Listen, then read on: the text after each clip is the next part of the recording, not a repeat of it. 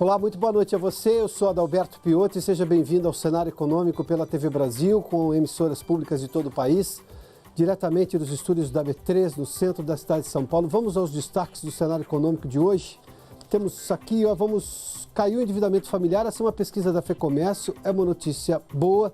No entanto, a mesma pesquisa demonstra que a principal modalidade de crédito e de dívida das famílias continua sendo o cartão de crédito, que tem o pior nível de juros que se pode praticar no país. Ou seja, se recorre ao cartão de crédito, porque obviamente é um crédito pré-aprovado, as pessoas têm isso facilmente, mas quando se deixa de pagar o cartão de crédito, os juros passam a ser uma transferência de riqueza do consumidor para o banco. Vamos lá, o Ibovespa subiu com a alta das principais empresas hoje, chama atenção, as principais empresas todas subiram no Ibovespa. A gente vê também só que o dólar oscilou, chegou a 3,83 hoje, mas terminou a 3,88, daqui a pouco a gente tem a cotação fechada já, mas tem uma pressão aqui. O dólar é sempre aquela moeda, aquele ativo que demonstra insegurança. Embora o dólar tenha caído 2 dias atrás, subido ontem e hoje poderia cair, porque você tinha condições boas, as moedas no mundo inteiro tiveram valor, se valorizaram frente ao dólar, mas não aconteceu com o real, porque aqui o Congresso ontem, durante a votação de lei de diretrizes orçamentárias, ou seja, o orçamento do ano que vem, deixou uma série de brechas para custos mais altos do governo. E, obviamente, as contas públicas ficam prejudicadas. É um dos assuntos daqui a pouco, inclusive. E Ariane Maia fala sobre proteção à privacidade. Na terça-feira, o Senado aprovou uma lei geral exatamente sobre essa questão de como que as empresas são obrigadas a lidar com os dados que elas têm dos clientes. Isso tem muito a ver com a internet. Daqui a pouco a gente fala sobre tudo isso aqui no Cenário Econômico, que já está no ar.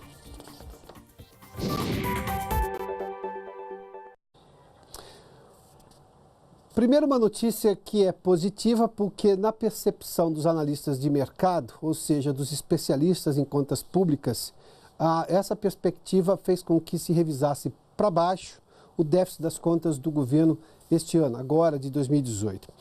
Os dados são uma média, na verdade, todos esses analistas ouvidos e foram divulgados pela pesquisa Prisma Fiscal, O déficit deve ficar menor do que a meta fiscal deste ano. Obviamente que isso é uma boa notícia, mas se a gente levar em conta que a meta é deficitária este ano, aí não é uma boa notícia. Vamos seguir aqui, vamos lá. O déficit em 2018 era de 150, pouco acima de 150 bilhões na previsão do mercado, obviamente, na medição passada, reduziu-se um pouco para 149 bilhões. A meta para 2018 é de 159 bilhões. De déficit, esse é o detalhe, o governo está gastando muito mais do que arrecada e obviamente gera dívida no mercado, ou seja, emite títulos públicos para resgatar esses títulos, ter dinheiro para pagar a dívida corrente, o dia a dia. Isso quer dizer, por exemplo, dinheiro com a aposentadoria, que a reforma da Previdência não passou ainda. E o déficit em 2019 era de 117, mas aí os especialistas aumentaram. Era de 117, foi para 123 bilhões também de déficit, ou seja, o governo continuará gastando mais. A previsão é que essa coisa fique positiva só em 2022, mas a meta no ano que vem é de 139 bilhões, ou seja, subiu um pouquinho, se aproximou, mesmo assim, isso está abaixo da meta. Se a gente olhar que a meta é de 159 neste ano, e a previsão é de pouco menos de 150 bilhões, e se a meta do ano que vem é de 139 bilhões, mas o custo que se estima é de 123 bilhões, tudo isso é positivo porque está se gastando menos do que se deu de autorização lá atrás nessa revisão do orçamento. Ou seja, mas nós temos um dado muito eloquente, que nós estamos falando de déficit, ou seja, o governo está gastando muito mais. E ontem, para se ter uma ideia, o Congresso aprovou uma série de medidas na votação da lei de diretrizes orçamentárias, isso chama-se lei do orçamento, e o Congresso ontem fez o que se chama de parlamentarismo às avessas. O Brasil tem regime presidencialista, ou seja, quem determina as coisas, quem governa o país é o presidente da República. O parlamento é um dos poderes dentro da democracia brasileira, o outro é o judiciário. Vamos lá. Só que o parlamento aprova, por exemplo, uma série de gastos e não aponta de onde virá a receita. Ou seja, você diz, pode gastar mais nisso, deve-se gastar mais ali, mas você não aponta a receita. E isso, evidentemente, chega a ser irresponsável, porque se eu não tenho lógica de onde vou receber, como é que eu posso prever que vou gastar mais? Algumas das previsões de gastos são essas, só para elencar algumas aqui. O Fundo Rural foi aprovado recentemente, o Refis, ou seja, para os produtores rurais, os donos de propriedades rurais, e mais o Simples também das pequenas empresas, Nós estamos falando de 20 bilhões de gastos, ou seja, de receita que o governo deixa de receber, porque ali é um perdão de parte das multas, da dívida que se tem com o governo. Nós estamos falando só de impostos federais. Para se ter uma ideia, a reoneração não foi feita por completo, ou seja, o governo queria reonerar vários setores, o governo não reonerou, ou seja, isso é previsão de receita menor também, ou seja, isso impacta nas contas públicas. E ontem, só para se ter uma ideia, o Congresso derrubou um dispositivo nessa lei de diretrizes orçamentárias, que vale para o ano que vem, evidentemente, que proíbe a aprovação de reajustes dos servidores, ou seja, essa proibição não fica mais valendo. Os reajustes de servidores federais podem acontecer no ano que vem. O Congresso disse que havia uma previsão justamente de não se ter reajustes para conter essa sangria do orçamento público federal, mas o Congresso disse que não, pode ter reajuste. Agora, tem um detalhe.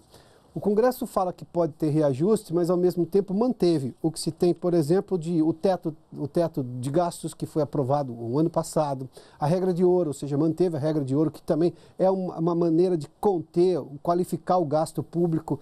Ou seja, eu permito gastos, mas eu não aponto de onde vem a receita e mantenho todas as ferramentas que o governo tem para justamente tentar conter esse gasto público. O Estado brasileiro gasta muito e as pessoas reclamam de ineficiência em boa parte dos serviços. Ou seja, de onde vai sair o recurso?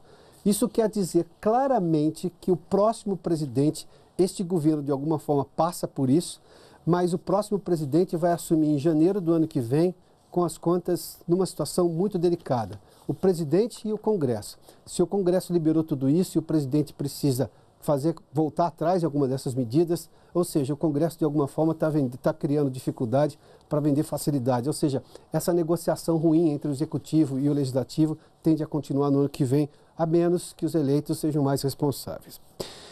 Bom, vamos lá para a gente ver, porque toda essa questão da dívida pública mexeu com o dólar e a cotação do dólar hoje ficou pressionada por causa disso. A gente tem aqui, olha, 3,89, uma alta de 0,10%. É próximo da estabilidade em relação a ontem, mas se levar em conta que moedas no mundo inteiro se valorizaram frente ao dólar, e no caso do Brasil, na verdade, o real perdeu valor em relação ao dólar, a gente tem no mês aqui praticamente pouco mais de 4,5% de valorização nos últimos 30 dias. Vamos seguir para a gente dar uma olhadinha aqui. As ações da Petrobras hoje subiram, 3,33% de alta, R$ 17,99. Vamos dar uma olhadinha agora também para a gente ver uma outra coisa aqui, olha. O Ibovespa está com 75.856 pontos.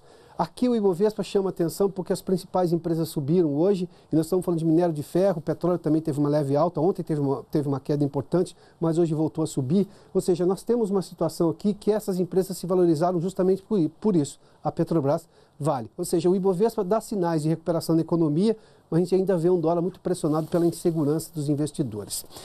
Vamos começar agora no Rio de Janeiro, porque a Petrobras, nesse vai e vem de preços dos combustíveis, a Petrobras anunciou hoje que vai baixar o preço da gasolina. Essa semana tinha anunciado que subiria novamente, mas essa é a primeira vez que acontece uma redução desde o dia 22 de junho. O Maurício de Almeida, no Rio de Janeiro, tem informações. Oi, Maurício, boa noite. Olá, Piotr, boa noite. A partir de amanhã, o preço da gasolina nas refinarias da Petrobras vai ter uma redução de 0,98%. Com isso, o litro da gasolina vai passar de R$ 2,05 para R$ 2,03. Como você falou, foi a primeira queda desde o dia 22 de junho. Lembrando que o preço do litro da gasolina é bem diferente daquele preço que o consumidor paga no posto de gasolina, já que esse preço inclui os impostos, o custo de transporte e também o lucro do dono do posto. Então, sempre aquele recado, antes de abastecer, pesquisa bastante nos postos de gasolina da sua região para encontrar um preço mais barato. Desde julho do ano passado, a Petrobras adotou essa nova política de preços para os combustíveis, fazendo variações de acordo com a alta do dólar e também com a variação do preço do barril do petróleo no mercado internacional. Desde que a Petrobras começou com essa nova política, a gasolina registra uma alta de 54,71%.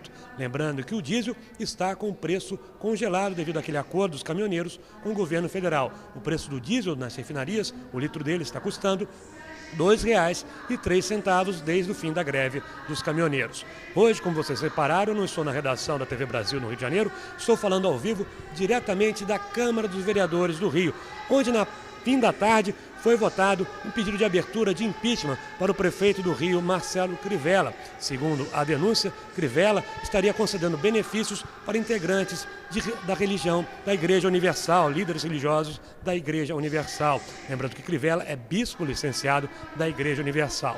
Esse pedido foi colocado em votação aqui na Câmara dos Vereadores, mas foi rejeitado. Por 29 votos a 16, o processo de impeachment contra o prefeito do Rio, Marcelo Crivella, não foi aberto. O caso agora está arquivado aqui na Câmara dos Vereadores. Piotr.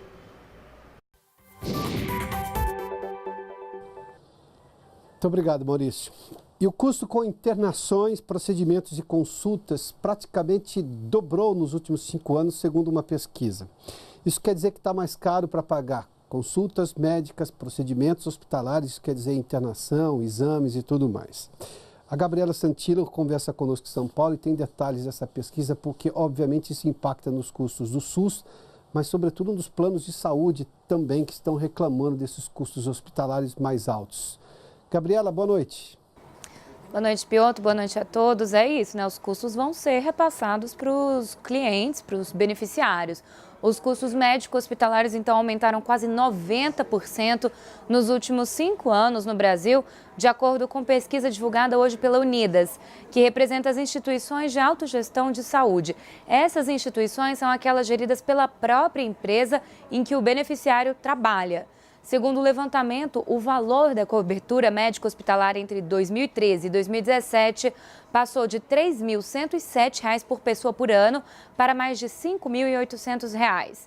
Só entre 2016 e 2017, o aumento foi de 13,3%. É importante a gente falar que os custos médico-hospitalares são compostos tanto pela variação do preço médio de cada procedimento, quanto pela frequência que esses procedimentos são realizados. Nesses 5 anos pesquisados, a internação, que custava cerca de R$ 10.700 em 2013, passou para mais de R$ 18.000 em 2017. Pensando em frequência, em 2013, as consultas por beneficiário por ano ficavam ali numa média de 4,9 e em 2017 foi para 5,3. Então, por isso, esse aumento tão expressivo. O vice-presidente da Unidas, João Paulo dos Reis Neto, diz que é preciso mais controle por parte das empresas e também mais conscientização por parte dos beneficiários para controlar essa variação, esse aumento tão grande. Ele diz também que o valor gasto com internações que poderiam ser evitadas, gasto com desperdício e gasto com fraudes, chega a 25% do total, que em números absolutos é de R$ 15 bilhões pelo segmento dessa de autogestão que a gente está falando. Piotr. Muito obrigado, Gabi. Eu fiz menção ao dólar agora recentemente, né? O dólar manteve um preço, na verdade teve até uma pequena valorização hoje, embora próximo da estabilidade, uma oscilação de alta, né? Mas não raro, quando a gente fala de um dólar alto e você acompanha várias reportagens na imprensa brasileira com relação a pessoas que vão viajar para o exterior. Obviamente que quem viaja para o exterior, o dólar alto impacta nas contas. Mas isso é uma visão muito simplista, até infantil, da questão do câmbio, ou seja, dessa relação entre a moeda local, que é o real, e a moeda internacional, a principal moeda internacional do mundo, que é o dólar. A gente falou agora desses custos hospitalares, boa parte, significativa parte dos custos hospitalares sobe com a alta do dólar, porque boa parte, significativa parte dos insumos hospitalares são importados. E se são importados, essa parte é importada, ela paga o valor do dólar. Se o dólar sobe, o custo fica mais alto.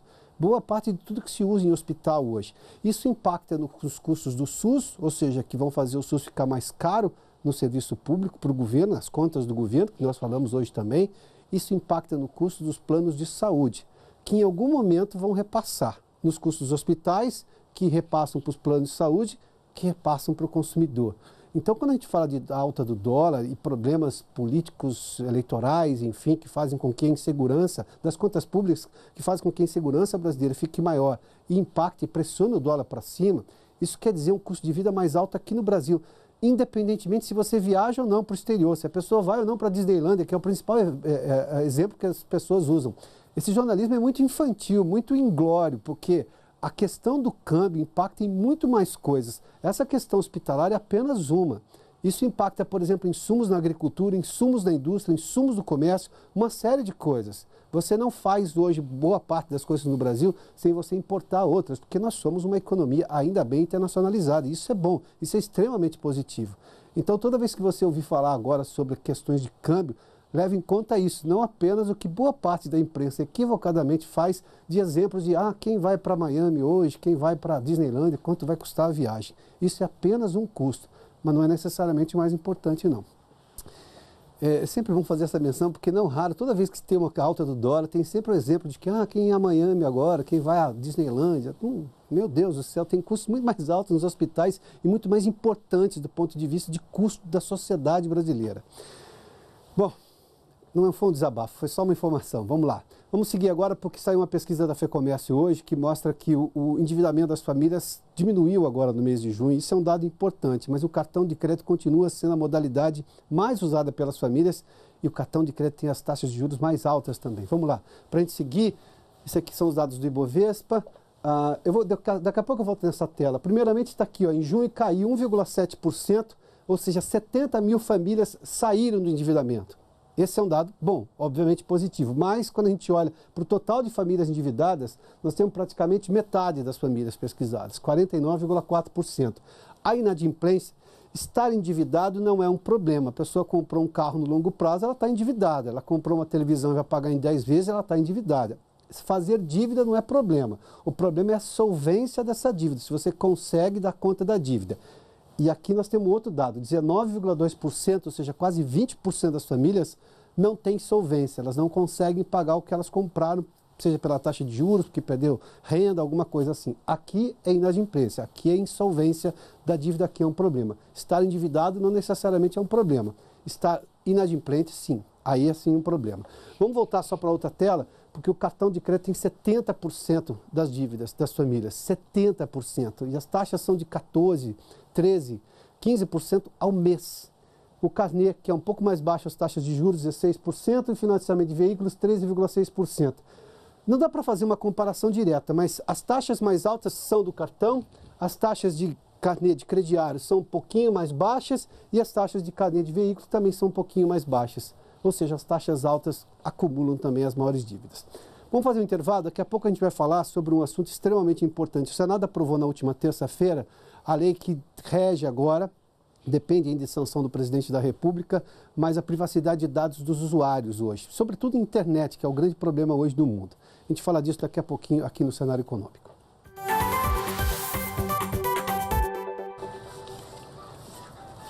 Já de volta com o Cenário Econômico aqui pela TV Brasil, vamos falar sobre esse marco legal que foi aprovado pelo Senado na última terça-feira. Ontem nós fizemos menção sobre isso, inclusive, até porque agora há uma regra brasileira, uma regra nacional, isso não existia antes, era muito pouco claro o que podia e o que não podia, e evidentemente isso gerava um tráfico de informações do próprio usuário, sobretudo em sites de internet, ou seja, isso é amplo, geral e restrito, porque abrange qualquer empresa, mas o problema está sobretudo na internet. Para falar sobre esse assunto, nós convidamos a Ariane Maia. Ariane, seja bem-vinda aqui ao Cenário Econômico. Eu tenho um resumo dos dados. Temos aí, Renato, só para a gente pegar os dados, alguns dos dados, está ali, ó. Coletar, eu vou até me subir aqui, você não consigo enxergar. Coletar somente dados necessários aos serviços prestados, ou seja, não se pode pedir mais nada para o cliente. Informar a política de preservação de dados, notificar os clientes que tiverem dados invadidos, ou seja, quando houver uma invasão ali, e exclusão de dados após o fim do contrato entre o cliente e a empresa. Eu peguei apenas alguns, só fazendo uma menção.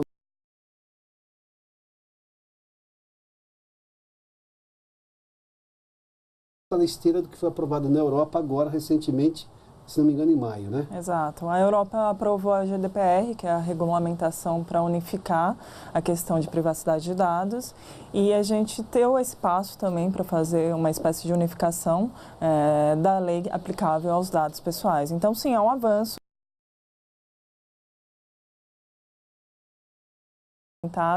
O que o cidadão tem direito e, em contrapartida, o que as empresas têm também de deveres. Tá, mas o que foi aprovado pelo Congresso Brasileiro ontem, na aprovação de antes de ontem no Senado, é muito parecido, é semelhante, quase igual, ou tem diferenças fundamentais?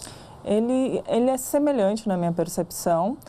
Segue boas práticas que estão sendo aplicadas no mundo. Essa é uma lei que já está sendo discutida há tempo e com a entrada da legislação europeia foi ainda mais um argumento para ela ser acelerada aqui.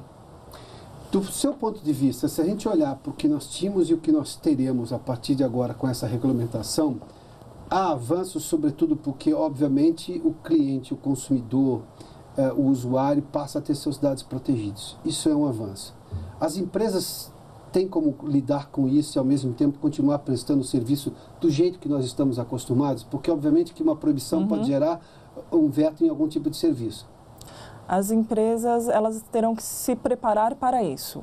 Ao meu ver, muitas empresas não estão preparadas para trabalhar com dados. Muitas ainda têm a percepção que precisam acumular dados. E no acumular, ela registra um monte de informações que não necessariamente ela usa para alguma abordagem.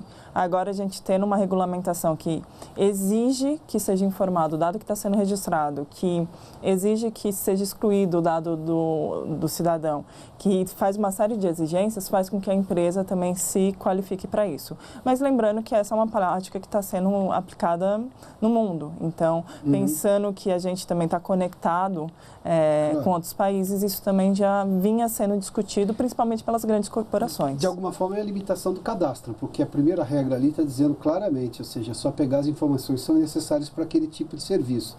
Normalmente se preenche um cadastro gigantesco. Na verdade, você pode pegar as informações necessárias para o serviço ou você pode pedir informações e desde que você tenha um aval de quem está dando, você pode captar também esse tipo de informação. Obviamente, a gente tinha um cenário onde muitas vezes você era solicitado muitos mais dados do que os necessários para um serviço. E isso vai ter que ser repensado para se adequar à legislação. Onde tinha exageros, por exemplo, com a sua experiência, onde é que você pode nos contar que tinha exageros? Eu, particularmente, reclamava de várias coisas. Não, porque não raro, as pessoas diziam assim, você não tem o que esconder, você não tem que se preocupar. Não, espera um pouquinho. Mas eu tenho que me preocupar com o que as pessoas vão fazer com meus dados. Eu dei de boa fé, e será que eu vou ter boa fé do outro lado? Isso é extremamente bom a lei. A lei traz esse ponto positivo. Mas, enfim, eu via cadastros assim que me perguntavam coisas que eu falei, mas isso não faz nenhum sentido.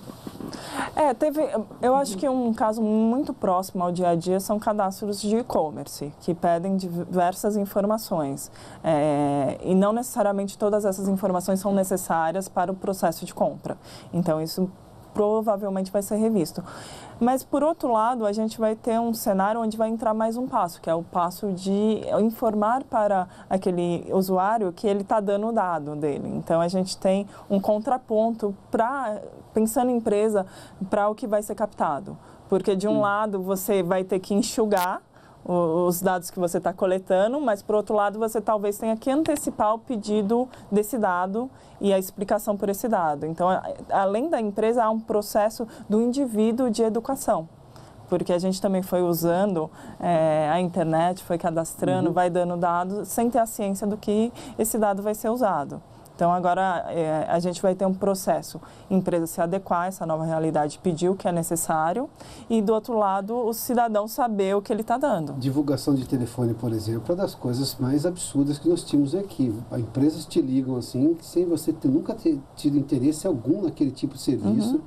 E elas ligam e sabem muita coisa sobre você. Tem uma empresa que se dava o luxo de dizer, posso confirmar o seu CPF? E já começava a dar os 3 primeiros dígitos. Eu falei, mas como assim? O CPF é meu, como é que você sabe? Não faz nenhum sentido esse tipo de coisa. Essa limitação é positiva, não é? Essa limitação é positiva e vai fazer alguns negócios se repensarem, porque a gente também tinha um processo de, muitas vezes, pegar dados, e a gente tem o CPF, que é uma chave forte, que possibilita o cruzamento com diversas informações, informações financeiras, comportamento de consumo e por aí vai.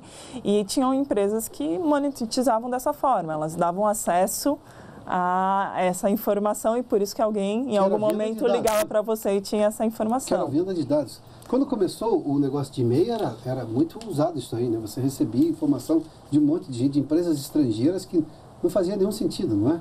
A gente tem boas práticas e tem práticas não tão boas assim. A gente não pode descartar que tem uma série de empresas que trabalham nesse negócio, mas que trabalham de uma forma seguindo práticas estipuladas e que são legais. E também tem as práticas não tão legais e usa de forma abusiva, faz spam, faz ligação sem autorização e por aí vai.